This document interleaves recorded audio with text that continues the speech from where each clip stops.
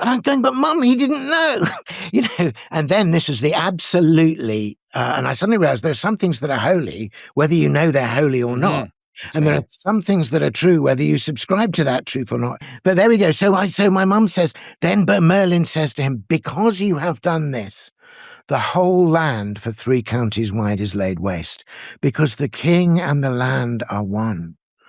And as long as the wound of the king is unhealed, the wound of the land is unhealed. And the fish, my mother told me, the fish die in the rivers, and the crops fail on the ground, and the cows can't calf, and men and women can't bring forth children, and all is devastated. And at this point, I couldn't stand it anymore. And I said, Mum, that's just, how could that be? He didn't even know what he was doing. How could there even be a world where one person, in such a rash way, is one kind of foolish person seeking their own ego or revenge? How could that have such a devastating effect on everything else and all this innocent people and the dead creatures? And my mother looked at me and she said, I was not going to offend this. She said, I told you this story because you need to know that you live in just such a world.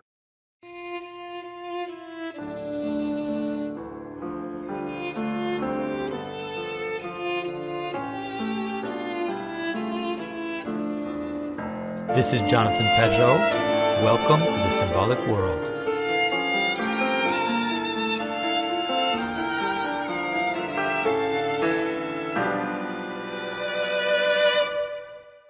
Hello, everyone. I am here with the poet, thinker, and also I just found out priest, Malcolm Guite, who is an Anglican priest and a great poet and is embarking on an amazing adventure. He's starting his own Arthuriad. The first book is just beautiful, written in a ballad form, which is so brave to write it, to write it in poetic form. But it feels like this is the moment. And we met a few months ago at Breath in the Clay for the first time, and it was a perfect match. Deacon Seraphim was with us, and we were smoking and talking and exchanging poetry, and it was a beautiful time. So, Malcolm, thanks for talking to me. Well, thank you for inviting me. I was very pleased to meet you at last. I mean, your reputation had gone before you, and I was aware that we might be, as it were, toilers in the same vineyard in some respect. So I figured our paths would cross at some point, and I'm very glad they did. Yeah, and I think it's the same. For several years, I've been hearing about you and everything that's been going on. Obviously, Deacon Seraphim has been a huge fan of yours for a very long time. And with Martin Shaw and all these people kind of buzzing around, it did felt inevitable, and it was a great time. And so maybe, I think a lot of the people watching this channel will know a bit about you, but give us a bit of sense of what it is that you're doing. What's your project and what is motivating you? Okay, so I'm happy with the two monikers, as it were, priest and poet, and I've been learning over a lifetime how deeply mutually interfolded those things are. Professionally, I've also been, as well as a priest and a pastor, I've been an academic, and my field, and the thing, this is really what goes, is the defense of the imagination as a truth-bearing faculty, which is not at all to speak of the denigration of reason, but it's to restore a kind of bicameral vision that, imagination is not fantasy compensations for the grimness of what's out there. On the contrary, the idea that what's out there is bleak, meaningless, and grim is itself a kind of fantasy. It's a construction of late modernity.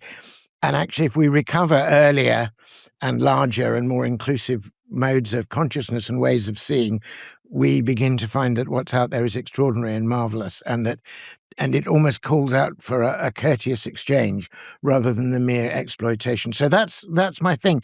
When I was a busy parish priest, but still trying to write some poetry and wondering if there was a book of me, I just around the turn of the millennium, I went on a retreat whose purpose was to try and help you distill into a single sentence what you thought you were on earth for, which is a bit of a tall order. It was a very interesting exercise. It involved meditating on the passages of scripture that moved you most, thinking about Christians in the pantheon of saints and writers that moved you and why, and, looking at your own current roles. Anyway, when I finally got down after 3 days to my sentence, as soon as I wrote it down, it was blindingly obvious. but I somehow needed to write it down to see it. So this cuts to the quick for you, Jonathan. Basically, what I wrote at the end of these exercises, these spiritual exercises, was that my purpose is to use my love of language and my facility for it to kindle my own and other people's imagination for Christ.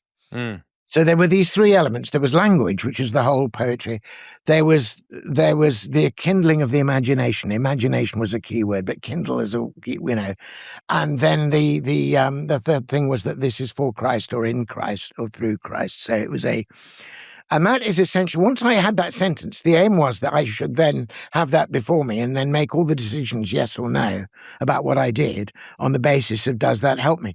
And when I emerged from this retreat, I mean, I was a busy parish priest running 2 parishes and doing assemblies and things in about 7 schools.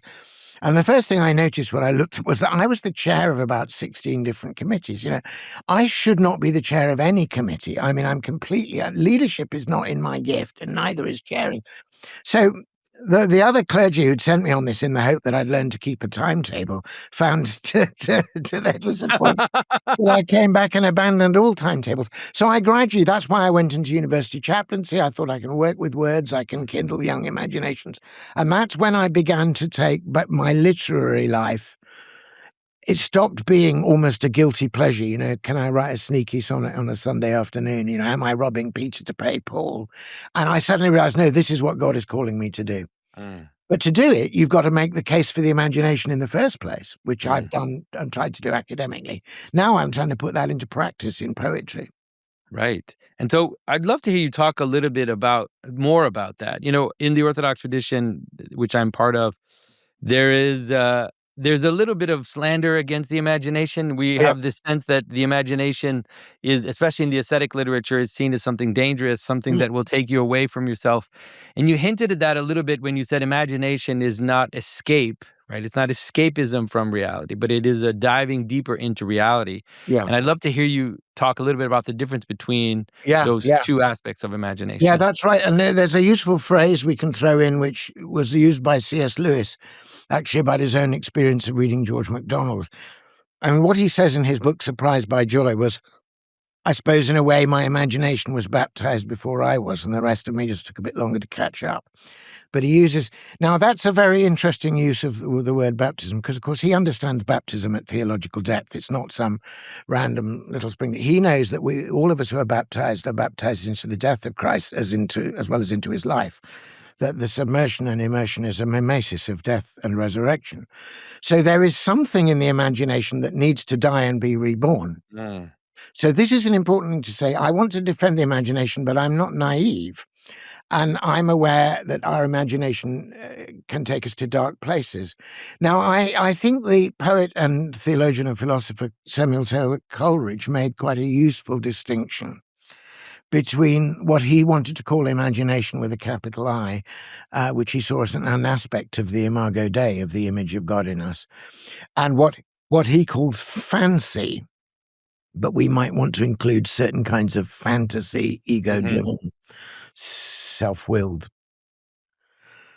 wish fulfillment fantasy of the kind that it's all too easy to indulge in. I think you probably would include that in fancy. And he says fancy is just playing with fixities and definites. It's a construction of something we would like with no reference to the inner depths of how things are.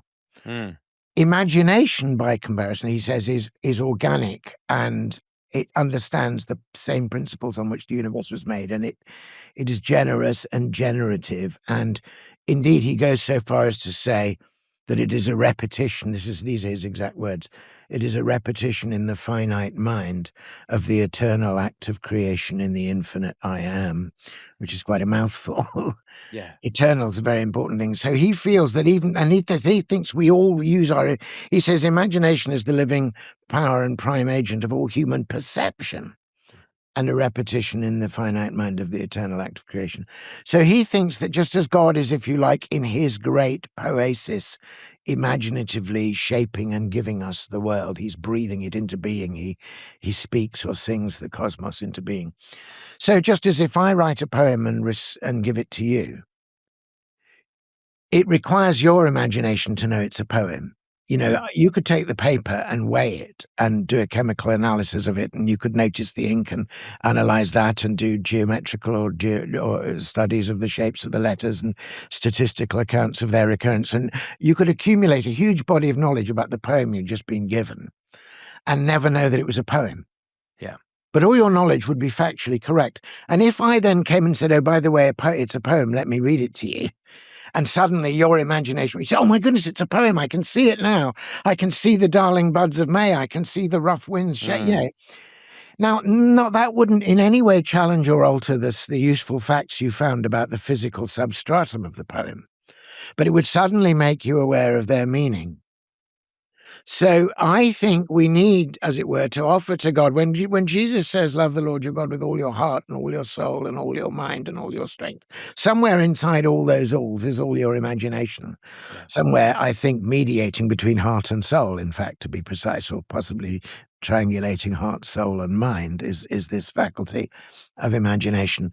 And rightly used and given to God, it can suddenly make us aware that he himself is speaking and breathing through everything. So, for example, we can say a good deal more about the nature and movement of the stars than the psalmist of Psalm 19 could. But the psalmist of Psalm 19 can say something which we've completely forgotten, but because we no longer have the imagination to perceive it, which is that the heavens declare the glory of the Lord and the firmament showeth forth his handiwork. C.S. Lewis summed it up absolutely brilliantly in a very late, weirdly titled essay, where he simply says, very short, he says, reason is the natural organ of truth, but imagination is the organ of meaning. Mm-hmm. I think we have a crisis of meaning. I think we're in this peculiar state where the more and more we know minutely about the physicality of the world, the less we can find any meaning in it. Yeah. What's interesting, and I'd love to hear you also talk about this a little bit, is that, you know, we have been in the past few decades inundated with media, right? Inundated with movies, with TV shows, with superheroes, with all of this. And obviously, you know, the modern person would say that this is what the imagination looks like. It looks like Harry Potter. It looks like Star Wars. It looks like... and there's a kind of, I mean, I think there's valuable things in these stories, but there's a kind of drunkenness that you find people getting lost in these worlds, in the manga worlds, and all of the cosplay people who dress as these characters and go to conferences and kind of inhabit this world. And there's a disconnect between, you know, you can't be a Jedi. I always kind of joke with people. It's like, you can be a saint, but you can't be a Jedi. There's something odd about the about going too much into these fantasy realities. And I mean, I would love to hear you talk about the difference, you know, between... Yeah, well, this goes back in a sense to the charge of escapism, which we raised at the beginning of this conversation. There's a very interesting essay, again by Lewis, called On Three Ways of Writing for Children, in which he deals with this whole question. And he says, people accuse me of writing escapist fantasy because my stories have a speaking lion and fauns and naiads, and they, you know, there's clearly no such world, and what am I doing, tricking children, and, you know. And he says, no, this is the wrong way of approaching it. The really damaging escapist fantasy is generally not a magical or romance one. It's generally super realistic. For kids, it's the school story where you effortlessly become captain of the school team and everybody admires you, and you have instant success with no effort. And you read it because in real life you haven't got that success and you feel a bit inadequate. So you dream the dream by reading the book. But of course, the book then delivers you the back to the real world worse than ever before, because it's just emphasized that that's what you're not, and you've still got to deal with the fact that you never get picked for the team order. And he says the grown-up version of that, using grown-up in heavily ironic, the grown-up version of that is the sex and shopping novel, you know. Yeah. Those are the really escapist fantasies. On the contrary, says Lewis, I want my readers to know that if there are dragons to be fought, there are those who are able to fight them. And I want them to learn that a quest and a journey is not an easy or an idle thing. I want them to learn the value of friendship. But he says more than that. He says, I want them to bring back into our world, not just moral object lesson, but something where he said, and he says, literally is what he says, I want to write about an enchanted wood in such a way that a child who has walked in my enchanted wood will thereafter find every wood a little more enchanted. And so there's a distinction. I don't think the distinction is to be drawn about whether it's a science fiction or whether it's a fantasy or whether they call the Order of Knights Jedi or whether they call them samurai or whether they call them the Chivalry. The question is when you go into that world, is a veil lifted from your eyes? Can you see things, invisible things more clearly? Loves and virtues and hopes and the sheer beauty of things in such a way that when you come back, your own world is a little bit more alive and more adventurous and more full of these little hints and glimpses of the eternal that maybe shone through for a bit in the novel or poem. Yeah. You said several things that really resonate with me and help me understand, actually bring me closer to one of the things I want to talk about with you. Obviously, I want to talk about your Arthurian series. And, the Arthur story in the modern age, there was that movie Excalibur that is a very odd, very odd and interesting movie. Yeah. But it seems like the Arthur story seems to be dropped by modern people. People can't seem to resonate with it. There's something about it that resists its modernization, being turned into a franchise. And it kind of gets part of one of my many different motivations for doing this was a sense that this story, which is more than three-dimensional, it has all kinds of, as it were, spiritual dimensions to it, as well as the dimension of fairy, that it had somehow been flattened out in its retellings, and that kind of numinous heart of it had somehow been missed. Yeah.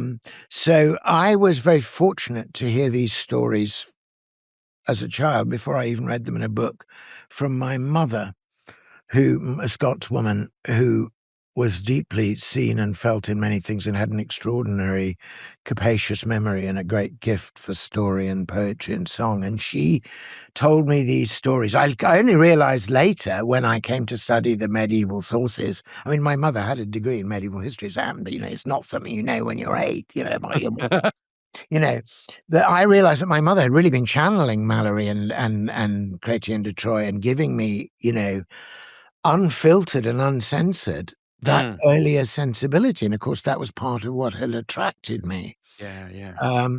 So, I mean, obviously modern, I have to say,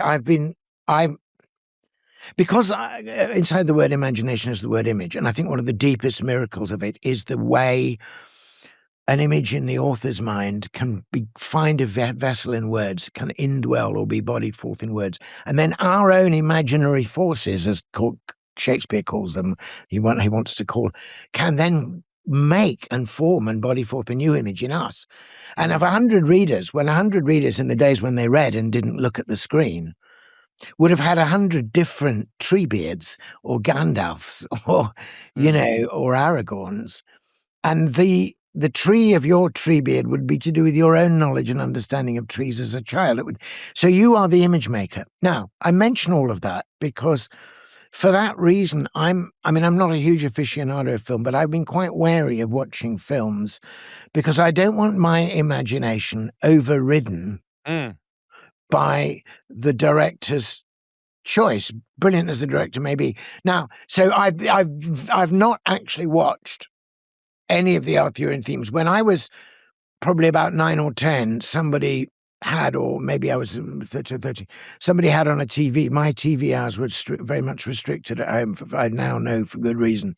But I saw a bit of the Disney Sword in the Stone at a friend's house, and I just couldn't bear it. It was just so trivial and cheap. And this numinous boy Arthur in my mind was just being traduced, So I've stayed away from all the Arthur films. I'm not saying that film. In fact, I did watch the Lord of the Rings films, partly because I'd read the book so many times by then that I had no fear of being invaded, as it were. And in fact, yeah. because Peter Jackson took so much trouble to watch and look at what John Howe and Alan Lee were doing. Yeah, that's right. And because those talking calendars had also formed my imagination, the great artwork, actually, I think he did the visualizing very well. Yeah. But I would still suggest to anyone that it's better to read the book and know it really well before you even begin to look at the film. Yeah, definitely. In honor of the publishing of this new book, Galahad and the Grail, and this whole series that is beginning, Malcolm and his publisher, Rabbit Room, has made accessible to us a wonderful 30-minute movie called Merlin's Isle about why it's time now to remember these stories, what it is that's motivating them in doing this epic poem in this time. There are interviews with Malcolm and Stephen, and there's just some beautiful shots of some of the places in which the Arthurian story happens. It's a wonderful gift, and it's available for all our paying subscribers, our paying patrons. So if you are a member of the Symbolic World, you can go and check that out. Well, one of the reasons why I said that was, when we talk about the kind of escapism, this type of easy pleasure of watching the action hero be the tough guy and take out the bad guys and, be implacable, all of this kind of fantasy. This is not what you find in the Arthurian story. It's certainly not. It's like the characters are all so imperfect and so broken. And, King Arthur, who's being cheated on, and Lancelot, who has to humiliate himself, in order to, so you have all of these, even if you think of the Green Knight story, this kind of failure at the end where this would not play well in a Hollywood movie. And exactly. But there is a very sharp and real, but in its own way, delicate and courteous probing in Gawain. The key word in Gawain, I'm talking about the actual original poem now, I have not seen the film, is troth. In Middle English, it's Trawthe, and it's both truth and troth in terms of play. And it really, what it means is integrity. And, he's got this elaborate point. He's got this pentangled star, and it represents not only the joys and sorrows of Mary, but also all the different points of courtesy. And, the Green Knight in his other mode and in his wife gently but courteously test all of that. And yes, they find the flaw, but there is revelation, but there is also mercy, and it's very beautifully done. And it's taken, and of course, that idea of taking what you think is the world's greatest ideal, and then bringing it in the presence of something more than the world, which opens it out and tries and proves it, is part of the whole dynamic of the Grail stories. When Lancelot is deemed to be the best knight, the whole point is what happens when the apparently best knight is confronted with better than the best. When the proficient and the successful is confronted with the holy. And the answer is the proficient and the successful fails. And he can see the Grail, but he can't get close. And when he crosses a threshold he couldn't cross, he feels it like fire. And all these things are truths we've completely forgotten. So, it's extraordinary in America, which is supposed to be such a Protestant country. But the American dream, such as it is entirely salvation by works. It's the very thing that Protestants thought they were getting away from. It's all about climbing the ladder and being successful. Whereas a lot of the Arthurian stories are, what do we do with our brokenness? Yeah, definitely. And so tell us a bit about the project, because it's a massive. Obviously, I showed everybody the one book, but this is not going to be one book. So tell us a bit about the project. Yeah, so I've known and loved these stories, as I say, since I was a child. And they've grown with me, but even when I was young. So I've done a slightly odd thing, which is I've started with the Grail, which in terms of the chronological arc of the whole matter of Britain is about 2/3 of the way through the story. But I actually started it partly because I didn't know if I'd live to do the rest. I was having some health issues at the time, and I didn't know how long it would take. And also I wondered if I could even persuade a publisher to publish one volume of narrative poetry, let alone 4. But by the time I'd finished writing it, or got close to by that time I was committed. I thought, even if this book, I assumed I'd have to publish the one book and then see if I could come back, if it floated, then maybe they'd let me publish the rest. But by the time I'd written this, I was committed to doing the rest no matter what. I would have done it just between me and God and my muse, just to have it done.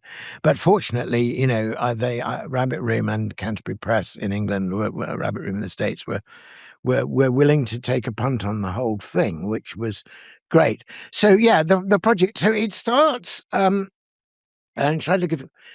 I mean, again, if you'll indulge me in going back to my childhood memories for a minute. Coleridge once said that a poet is the person who brings the vision of the child into the powers of the adult, which is not unrelated to what Jesus says about children in the kingdom of heaven. Anyway, you must imagine, my mother told me at a certain point, it was unforgettable, I was about 8, it was probably 1964 or 5. My mother had obviously decided I was now old enough to hear this part of the story. And maybe some people might think I wasn't old enough, but anyway, it's what she did. And she told me the story of the Dolorous stroke, which is the essential backstory to the Grail. If you ask most people about the Holy Grail, they think, the Holy Grail is the beautiful thing and the best knight finds it. And they see it as it's an individual tale of personal acquisition. I achieved the Grail, right? It's got no relation to community and certainly nothing about sorrow. Whereas, of course, the whole point about the achieving the Grail is the healing of the Wasteland. It's not, So my mother told me the story. You must imagine me. I mean, some of your readers may know this. I'm sure you do. But I mean, just if you don't mind, recap. Yeah. So basically, my mother's telling me about this rash knight called Balin. And I thought, is that no, we're talking about anyway, Balin. So Balin wants to be a knight in Arthur's court, but he can't control his temper or learn common courtesy. And he's hot-headed, and he first of all strikes somebody and then at another point kills someone in Arthur's court, and he's banished. And he wants to go out and do some good deed to redeem himself. And his idea is that so he discovers there's an invisible knight that's been killing people, and he promises the widow of one of the victims of the invisible knight that he will seek revenge. So he's got this quest. And then he finds his way into this mysterious castle, which wasn't even there the last time he passed. It's clearly under some kind of enchantment. But he goes in and he believes the invisible knight to be there and to be visible at that point. So the king of the castle, who is indeed, as we discover, the Fisher King and the keeper of the Hallows, has a rule of complete peace and hospitality within the house, that if you come and share at his table, then you lay your weapons aside. So Balin has to leave his sword at the door, but he conceals the dagger. My mother's telling me the story. He eventually sees the person he thinks is the invisible knight, and in the midst of the banquet, he attacks and stabs him, and his dagger breaks, and there's uproar. And he's broken all the laws of hospitality. So the king himself, whose hospitality has been so offended, pursues him. And my mother described this to me. He's running through the castle, and he's weaponless, and he wants to defend himself. And he thinks, well, I'm in a castle. There'll be shields and axes and swords and things on the wall, but there's nothing. And, of course, he goes up deeper and deeper into the heart of it. And my mother says he could always hear the footsteps of the pursuing king, but he could also hear voices, high, fell voices on the air saying, go no further, stop, man of blood, turn back, all this stuff. And my mum really built it up. And then he comes to this threshold. And again, the voices are clearer. And he steps across the threshold and he finds himself in the Grail chapel, but of course he doesn't really know what that is. But then the voices say very clearly, fall on your feet, the place where you are is holy ground, do not look up. And he doesn't, of course, on his feet. He looks and he sees the chalice, and above it he sees hovering in the air a spear with 3 drops of blood continually falling from its point. And he's told again to step back. And I said, oh, Mum, don't tell me. And of course, he can hear the pursuing king. And my mum tells me, and he stepped across into the very sanctuary. And with impious hands, he seized the spear and he turned around. And his host, the king, was coming to him, Pele's the Fisher King. And he took the spear and he ran it and he wounded the king deep in the thigh. And at that moment, my mother said, all of that castle fell in. And he and the wounded king and the Grail itself were buried as though in a sepulchre for 3 days and 3 nights. And on the third day, the stones moved. Merlin had moved the stones, and Balin emerges into the light of day. And Merlin says, you have done an accursed thing. You have struck the Dolorous blow. And then this was the bit that really got me. I'll never forget it. And Merlin says, this was the spear which the soldier Longinus used to pierce the heart of Christ. And it should never have been touched by impious hands. And indeed, my mother looked at me, she said, of course Merlin said that, because this was the spear that should have ended all the violence. This spear was the point of the long chain of hurts and hates and revenges that started when Cain slew Abel. And it always led to more hatred. But here at last, they pierced the heart of love, and Christ gave forgiveness. And of all the spears in the world, this is the one that should never have been turned to violence. Indeed, it should have been the end. And I'm going, but Mum, he didn't know, And then this is the absolutely, and I suddenly realized there are some things that are holy, whether you know they're holy or not. And there are some things that are true, whether you subscribe to that truth or not. If to compare the sublime, with the merely pleasant. I mean, if I've got a bottle of single malt on my table, it's there whether you think it's there or not. And it's still whiskey, whatever your opinion of alcohol. So, but there we go. So my mum says, but Merlin says to him, because you have done this, the whole land for 3 counties wide is laid waste, because the king and the land are one. And as long as the wound of the king is unhealed, the wound of the land is unhealed. And the fish, my mother told me, the fish die in the rivers, and the crops fail on the ground, and the cows can't calf, and men and women can't bring forth children. And all is devastated. And Balin, she said, had to ride through that land for 3 days with everybody coming to the doors of their house and cursing him. And at this point, I couldn't stand it anymore. And I said, Mum, that's just, how could that be? He didn't even know what he was doing. How could there even be a world where one person, in such a rash way, did one kind of foolish person seeking their own ego or revenge? How could that have such a devastating effect on everything else, and all this innocent people and the dead creatures? And my mother looked at me and she said, I was not going to offend this. She said, I told you this story because you need to know that you live in just such a world, that our world is like that too. And of course, this was only a year or so from the Cuban Missile Crisis. And we were full of the threats of nuclear winter. And she said to me, your father and I had to think and pray about whether it was right to bring children into such a world as this, who might suffer such devastation, and in a way that we might not be able to prevent. But we did it because we had hope. And then she said to me, and Merlin spoke a word of hope to Balin too. And he told before Balin, he said, the land is cursed, it will remain the wasteland until the good night comes. And when the good night comes, and when the good night achieves the Grail, with the reverence which was totally absent in Ballad, when the good knight achieves the Grail, then he will take the spear, and with the same spear that the king was wounded, the king will be healed, and the drops of blood, the drops of Christ's blood, will fall into the king's wound. And when he is healed, the wasteland will blossom. So, at least my mother, unlike T.S. Eliot, didn't leave me in the wasteland. But it was a kind of amazing, so obviously, so I'm telling you, so I've not forgotten it.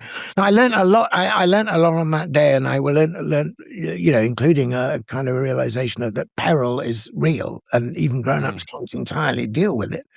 But I also learned that story, that old ancient story, knew more about my world than I did. That it knows stuff. And I've never lost that conviction that these stories know things we don't know or have forgotten, and we need to go to them. Now, later when I went to college, by the time I was studying the medieval sources and realizing how closely my mother had actually followed the wording of Mallory.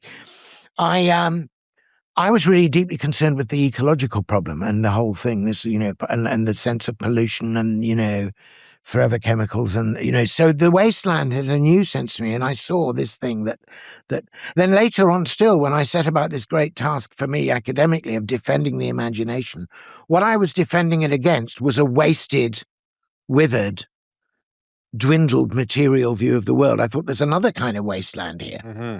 Then finally, when I returned to a much fuller and clearer Christian faith, and an Orthodox Christian faith with a small o, the fully Trinitarian and, the Christ event really is the turning point of the cosmos kind of faith,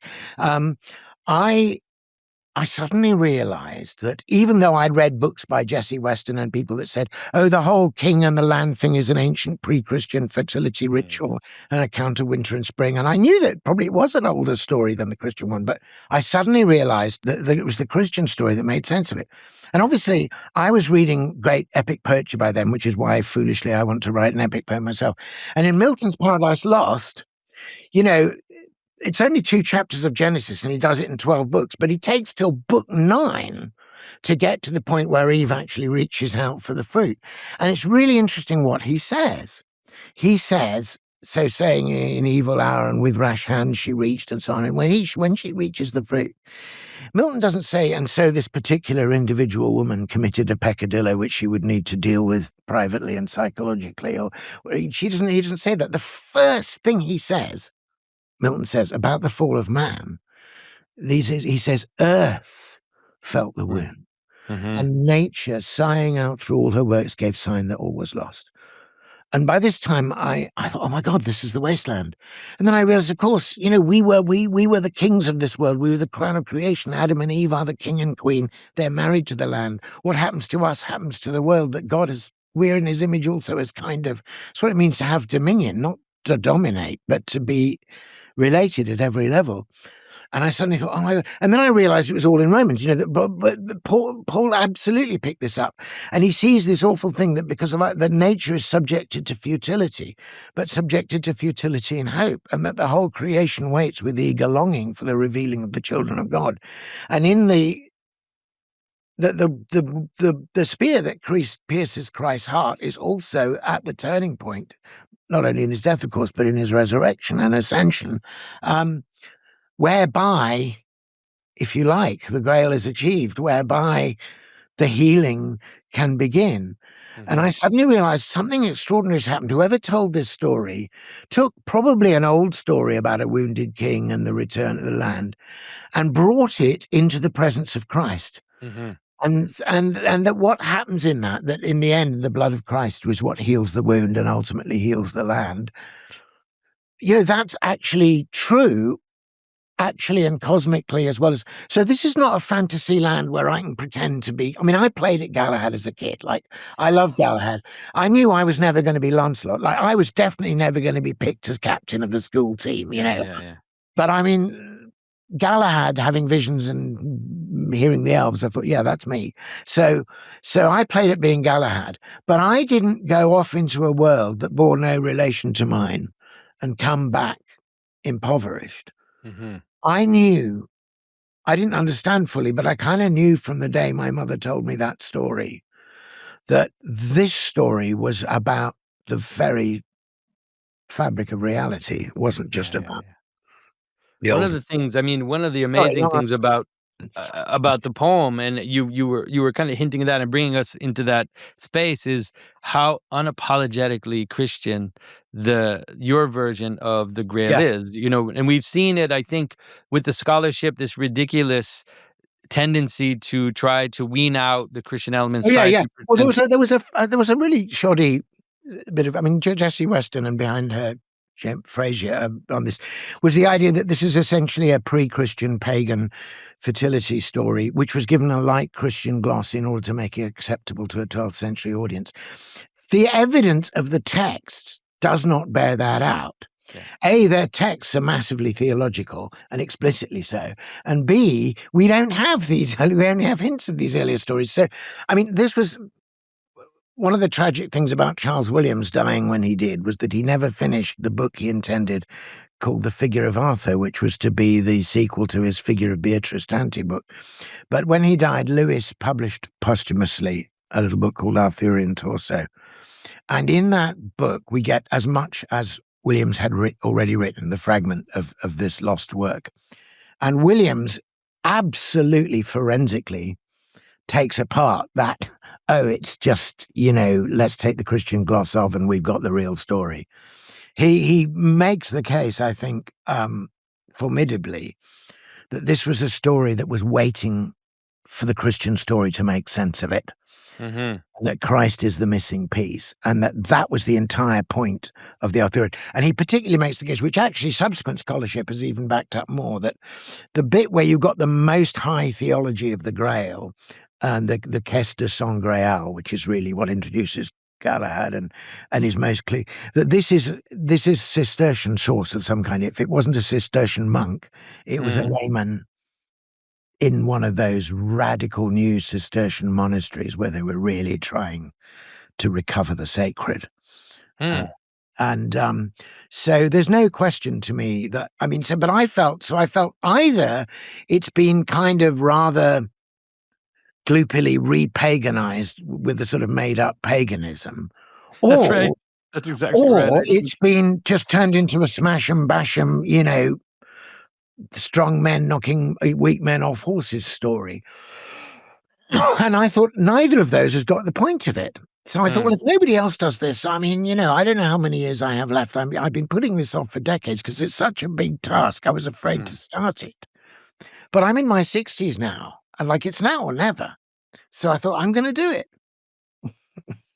I'm here with Deacon Seraphim, and I want to tell you about the new Universal History Masterclass. We've been doing these Universal Histories for years now, and so Deacon Seraphim is going to pull it all together into a beautiful Masterclass version. So tell us a little bit why anyone would want to do this, Deacon Seraphim. One of the things that I'm asked the most by people who, at conferences like the one we're at today, one of the things that I'm asked the most is, where could you give me a reading list? Where can I find more about these things? What primary sources are you using? Things like this. And you can kind of find all of that stuff in our videos, but there's 4 years of videos now.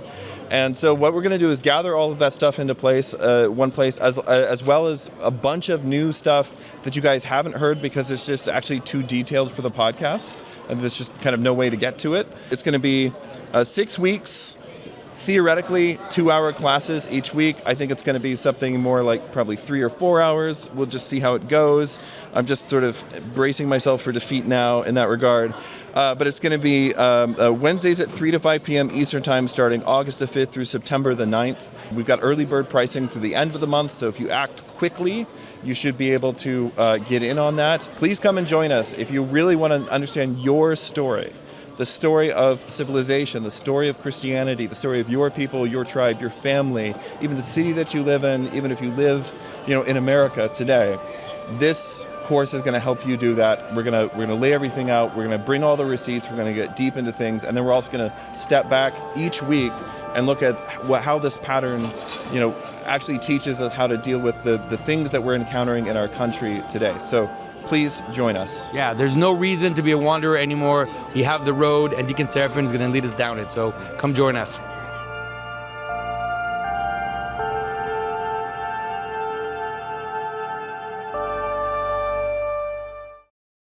I think that the ballad form too is wonderful it's really accessible for people because the rhythm of it, what I've noticed in reading it is that there's no clash between the rhythm and the narrative.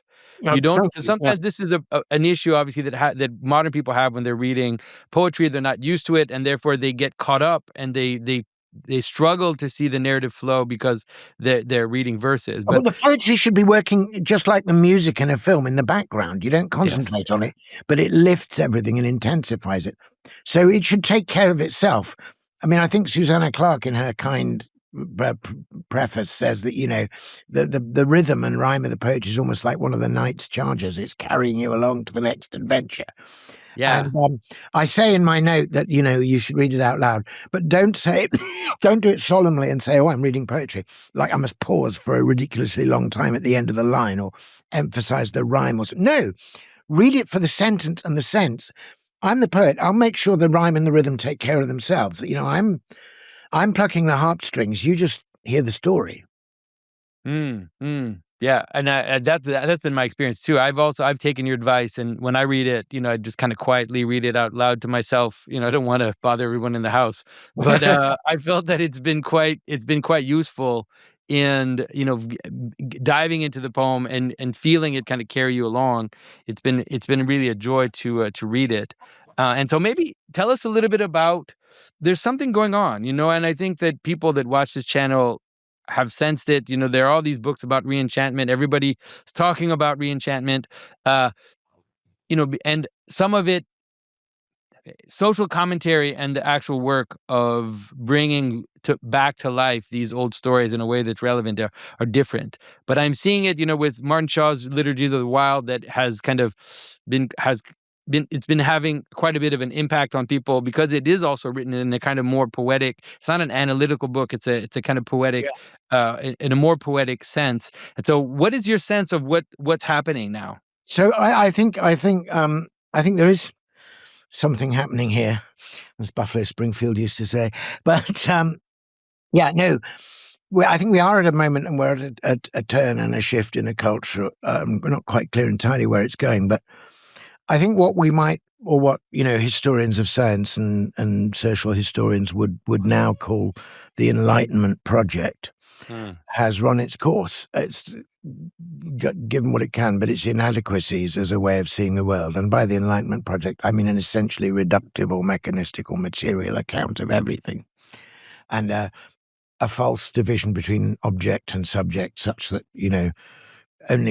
only objects are true, and the only objective truth is the truth that can be weighed and measured and analysed, which is patently not the case, because all the things that actually make life worth living, for example, love and beauty, are not weighable or measurable, and it's of the very nature of love that if you try and do a controlled experiment test of love, it ceases to be love. So it is precisely not susceptible to the kind of analysis that scientists require.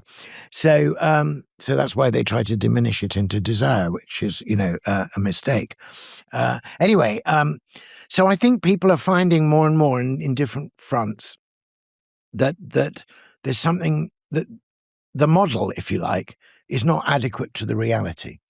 And that actually has happened before. We can watch it happen. We know that for a long time we had the geocentric view of the world, and everybody assumed that that the sun went round us. And it made blindingly obvious that we can see it doing it. We could see the stars wheeling by. Because our perspective happens to be geocentric, we assume the world was geocentric. And then various things happened that, and for a long time the calculations, the maths of that worked. So, why change it, But gradually, everything from new novas appearing into the sky to realizing that stars had ellipses to not being able to account for the movement of the planets as it predicted. And eventually somebody said, look, so Copernicus comes along and says, look, just bear with me here. Imagine, and this was an act of imagination before it was an act of mathematics. Imagine with me for a moment that the sun is in the center and that we're moving around and that the sun appears to go around us because we're turning, and it'll totally ridiculous. But then when you did the math, it was a better account of the world than the one we'd had. So there's a great book by Thomas Kuhn called The Structure of Scientific Revolutions. But what he says is that in the last gasp of the old geocentric, the old Ptolemaic view, there were desperate efforts by the scientific establishment of the day to keep the theory going and find more and more exceptions and prove ever more complicated ways of justifying it until suddenly it collapses.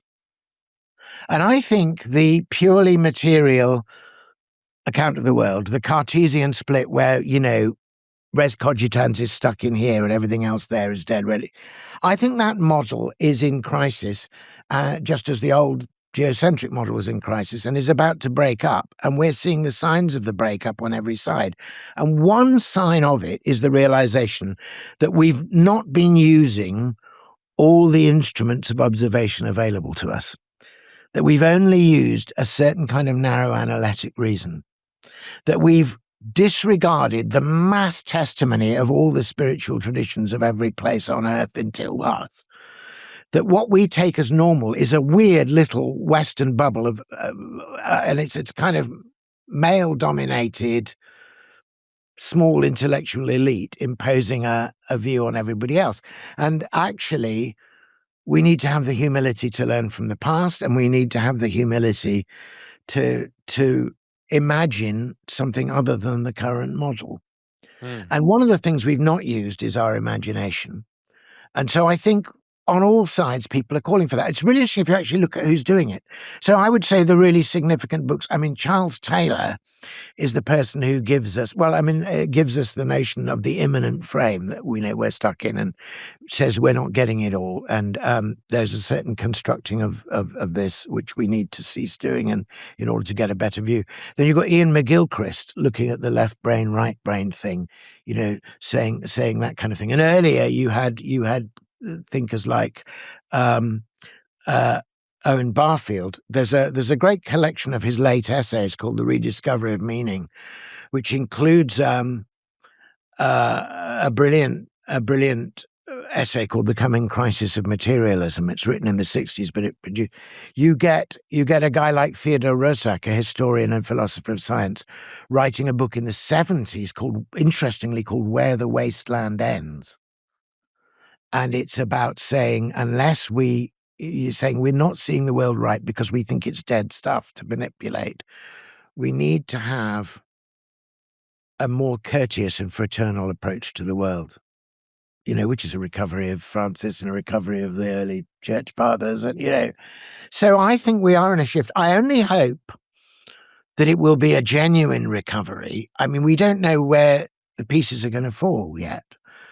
And I fear, the reason why I also want to emphasize reason as well as imagination, and I very strongly want to emphasize tradition and humility towards tradition as a way of learning, is that I think we could have a flight into unreason. Mm-hmm. I see all kinds of people wanting to just make up their own dark stories and say my truth, not your truth. And I see not everything about the pre-Christian pagan world was beautiful and numinous in a light way. There are darknesses as well as lights, and there are fallen angels. And I think we need to recover, and we need to recover by remembering as well as by reimagining. Yeah. No, I think that's. And I'm doing precisely those two things in this story. I'm remembering, but I'm reimagining for us what I remember. Yeah. I think I love the way you present it, and I see that. You see that in Scripture. There are so many moments in Scripture where everything is lost, and usually it's the way that they come back is said remembering, right? Jonah, when he's at the bottom of the waters, It says Jonah remembered God, and exactly. Yeah, and so I think that is definitely, but I do think that the way that you're talking about it is perfect, because we have a form of remembering in the modern world, the kind of archaeological way of remembering, which is technical and analytical, and this desire we have, for example, to preserve old things, in a weird museum way, is the very opposite of what it is that needs to happen. And so I think, because a lot of people, even now, like we're republishing the fairy tales too, and a lot of people are telling me, why don't you just republish a version of Grimm's? Why don't you just publish a beautiful version of Grimm's tales? Why don't we just republish Mallory? Let's just make a beautiful version of Mallory. But I think that you hit the nail right, which is that we have to remember actively, and to remember actively is also an act of imagination. It's an act of participation. It's not just an act of encyclopedic, naming or encyclopedic structuring. It has this desire to participate, and I think that's what's really beautiful about your project. And if we do that, then I think we're in less danger. If people engage, remember the stories, tell the stories, participate. Yeah, I agree with you. And I think, if we need to speak here, therefore, of tradition, which is a word which we've highly problematized and marginalized as though it was some dead heavy weight that we needed to get off ourselves in order to be modern and free. But actually, it might be better to think of tradition as more like the roots of a tree than like the items in a museum. Mm-hmm. It's there to give new growth, and the new growth is only possible because the roots are deep. And I mean, the tree image is obviously highly significant scripture. It's also the image that Tolkien, I think, rightly uses to talk about what he talks about as the tree of tales. Mm-hmm. And I think there's something incumbent on you. I mean, if I'm very conscious when I tell this story of my responsibility towards the Arthurian tradition. I really need to have to know this stuff and know if I depart from it or if I open a new branch or unfold a different leaf on the tree. I know where that's coming from and how it relates to the whole tree. I'm not, topping the tree down, cutting up the bits I like and then rearranging them in a random heap. I'm trying to unfold and unfurl some more leaves from this tree of tales. Yeah, and I think I love this way of talking about it, which is that whatever novelty we bring to the stories, we're doing it out of love and out of a desire to make it visible, like to make it bright in a way that people can see it today, rather than trying to be witty. This is one of the problems we've seen with a lot of the retellings, is that there's this irony. Oh yeah, exactly. I loved what you said about irony on the clay. Yeah, I mean, and even really great writers do this. They're stuck in this mode. So T.H. White, obviously I read T.H. White's The Sword and the Stone. I read it as a kid. As part of my preparation for this huge undertaking, of course, I reread it again. And I became more and more irritated by the way he's constantly winking over the heads of his younger readers at the older reader, and he's making jokes at the expense of his characters. And the cheapest of all jokes, which is the idea that, well, we're modern and we know better, or so the idea, and when he has the knights talking about questing with an OG, he makes the knights a parody of something which is very easy to parody, which is the sort of stuffy English squire, country gentleman going out hunting, shooting, and fishing, and that's easy to parody, but that is not what chivalry was about. And to make chivalry a parody of something modern is completely to miss the point. Brilliant as his writing is and wonderful as the way is that he, but even when he does a really good thing, it has to be, so like there's a description of Christmas, and I read it as a child and just loved it all. I just drank it. I thought, this is what Christmas should be. This is fantastic. Christmas with Kay and the Wart and Sir Ector and their hall and the holly and the Yule log. And it's great. But when I read it again, I realized he was being ironic. He was saying, oh, Christmases were perfect. Then it always snowed. It was always deep and crisp and even, wink, wink, Look, I'm parodying nostalgia. Rather than evoking paradise, and I want to evoke paradise. I don't want to parody nostalgia.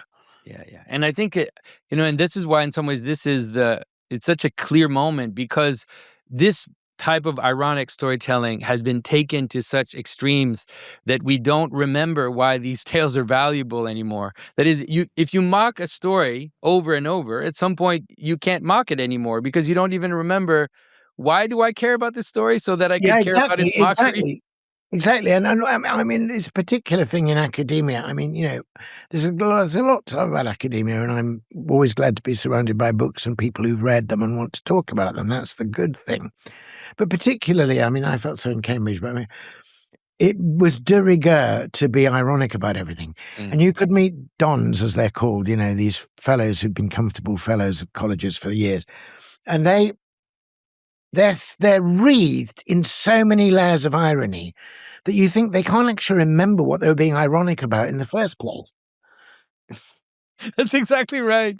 And that's why it feels like now to remember and to celebrate is the thing to do. It just almost naturally occurs because you have to dare to be naive, actually. That's because right. You might see things, Yeah, and that's what's beautiful. And I mean, I think that this is that I've been enjoying, obviously, going through your new book. And we really are excited to see you pull this off. And we wish you the best, definitely, in terms of... I hope I will pull it off. I've finished volume 2, which will come out in November.